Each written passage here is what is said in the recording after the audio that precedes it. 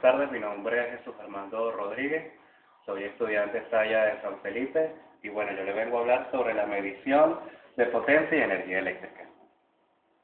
Debemos definir unos términos básicos, como lo es el primero es medición, que consiste en comparar un patrón seleccionado con el objeto o fenómeno cuya magnitud física se desea medir, para ver cuántas veces el patrón está contenido en esa magnitud.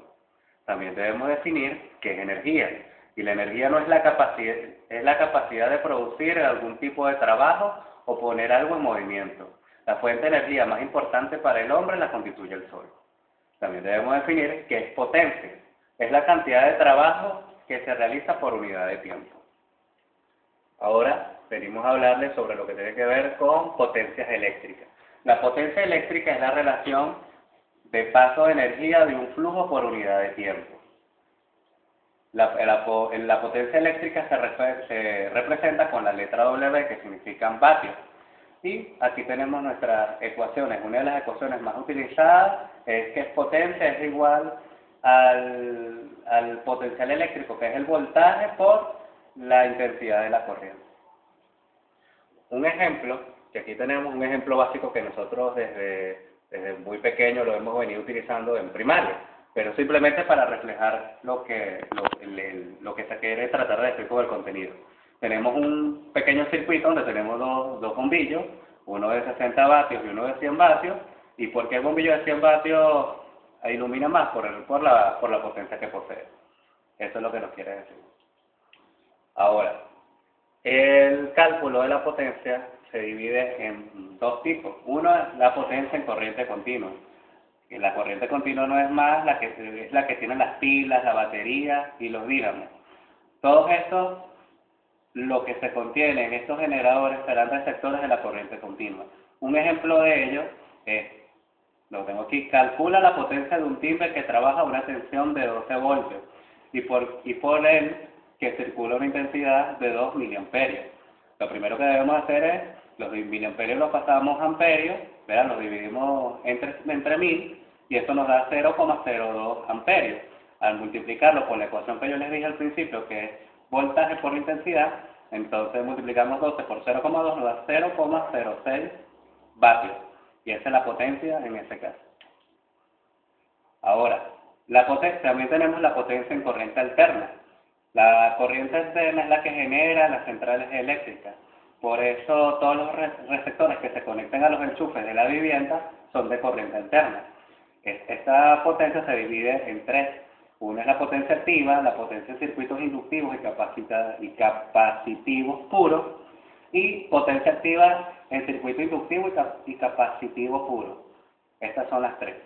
Ahora, de estas tres, una de las más importantes y la más utilizada es la potencia activa. La potencia activa se representa por el voltaje, la ecuación es voltaje por la intensidad por el factor de potencia.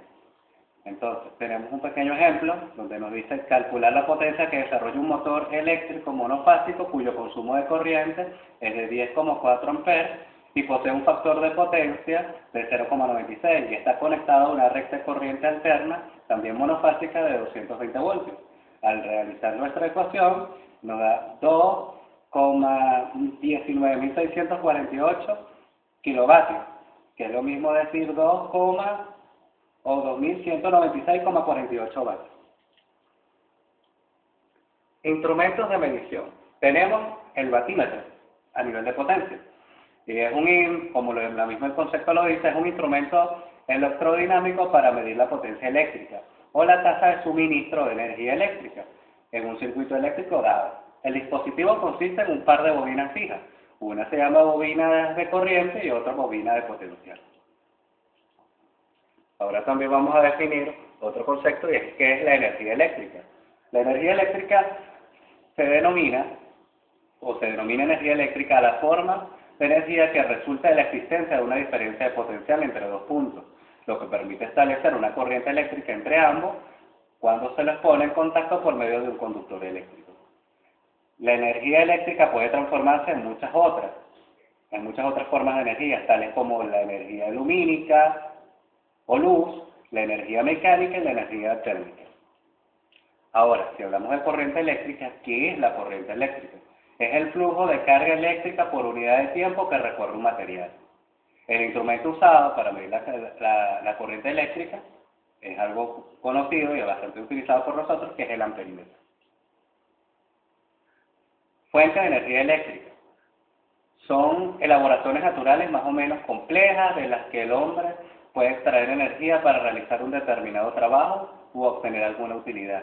El ejemplo más irrelevante de la fuente de energía eléctrica y habitual de esta manifestación son las tormentas eléctricas. Un ejemplo de ello lo tenemos aquí en el relámpago de Catatumbo. También tenemos otras fuentes de energía como es el agua, el viento, la geotérmica y el sol, que es la más importante. También vamos a definir lo que es la generación de la energía eléctrica. La generación de la energía eléctrica puede ir relacionada con la distribución, salvo con el caso del autoconsumo. Tenemos dos tipos de generación. Una es renovable, que son las centrales termoeléctricas solares, las centrales solares fotovoltaicas, las centrales eólicas, las centrales hidroeléctricas y las centrales geotérmicas.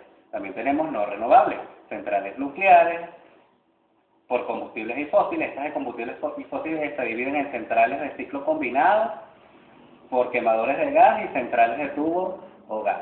Principalmente consiste en que tenemos nuestra central, en este caso una central hidroeléctrica, luego pasa por la subestación de transmisión, luego pasa por las líneas de transmisión, por la subestación eléctrica, ya la subestación eléctrica viene por nuestros postes de potencia como tal, luego pasa por el transformador hasta que llega a nuestra vivienda como tal.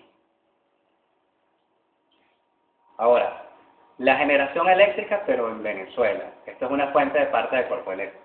Dice que el parque de generación, según el Sistema Eléctrico Nacional, asciende a unos 24.000 megavoltios de capacidad instalada y está conformada por un significativo número de infraestructura. El 72% son centrales hidroeléctricas, 35% centrales termoeléctricas y un 3% del sistema de generación distribuido. Para el año 2015, que es este presente año, se tiene planteado la incorporación de generación de 150 gigavatios por hora en las plantas termoeléctricas. En Bachaquero, 300 megavatios por hora, José Antonio Páez, 200 megavatios. Planta Centro, activar la unidad número 5, que es 450 megavatios, la unidad número 6 de 650 megavatios, India, Urquía, 340 megavatios, Antonio José de Sucre, 170 megavatios, y el cierre del ciclo, 180 megavatios, en Don Luis Zambrano. Ahora, tipos de distribución. Tenemos monofásica, de 2 líneas, que es una fase y un neutro, bifásica, que son 3 líneas, 2 fases y un neutro, trifásica, que son 4 líneas, 3 fases y un neutro, aunque existen trifásicas que solamente se trabaja con 3 fases, no hay necesidad del neutro. Medida de la energía eléctrica. ¿Cuál es esta medida? Tenemos el contador. ¿Cómo es su funcionamiento? En su interior incorpora un motor eléctrico que gira en función de la intensidad absorbida multiplicando las vueltas que hace por el tiempo que ha estado dándola, siguiendo el mismo esquema que un batímetro. Cuando existe una tensión constante tenemos que la energía es igual al voltaje por la intensidad por el tiempo. Por ahí también se puede llegar a calcular. También tenemos lo que es el medidor. El medidor, la función de un medidor es el kilovatio hora, es proveer un registro exacto de la energía eléctrica entregada a los diferentes consumidores, utilizando también para el registro de la energía que atraviesa las diferentes etapas del sistema eléctrico, es decir, generación, distribución y comercialización. El medidor se divide en dos tipos, uno el numerador de tambor y el otro es el numerador de aguja, como lo tenemos por aquí abajo. Ahora, ¿cuáles son las partes del medidor? Tenemos la bobina de tensión, la bobina de intensidad, el imán de frenado, el tornillo de regulación gruesa, la abrazadera, el bloqueo marcha inversa, ángulo de marcha inversa y el tornillo para la regulación fina. Voy a dejarlo con un pequeño mensaje que dice: no es más grande aquel que nunca falla, sino aquel que nunca se da por vencido. Muchas gracias.